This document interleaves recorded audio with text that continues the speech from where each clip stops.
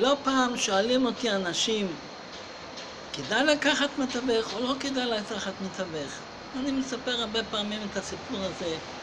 על יד בני ברק יש שכונה שאנשים לא רצו לבוא לגור שם. עד שהגיע הזמן של השכונה הזאת ובאו אנשים והתחילו להסתובב שם, והמחיר עלה. הרבה אנשים הסתובבו במקום, דפקו מדלת לדלת, אתם רוצים אולי למכור את הדירה? ככה זה התנהל.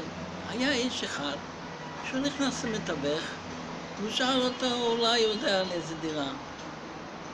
ואחרי שהוא גמר איתו, הוא רצה ואמר, אני אלך לבד, אני אחפש, אני אראה מה שאני אמצא.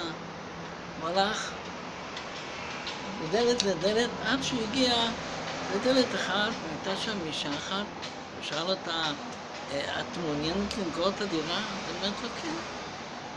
כמה את רוצה על זה? אז היא אמרה לו, $110,000. זה יקר. התחיל משא ומתן, הם גמרו ב-107.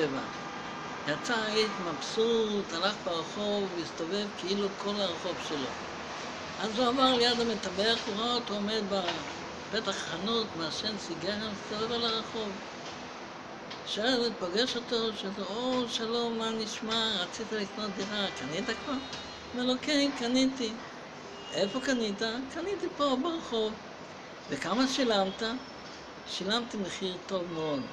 שילמתי $107,000. אז הוא אומר לו, בוא ניכנס לחנות. נכנס לחנות, הוא פתח את המחשב, והוא הראה לו שבשבוע קודם, האישה, בעלת הדירה, הייתה אצלו, ומסרה לו את הדירה $90,000. זה מה שנקרא, שעלה כמה שעלה, מוכרחים לחסוך. הוא רצה לחסוך את דמי התיווך, הוא שילם הרבה יותר. לא תמיד זה טוב בלי לתווך.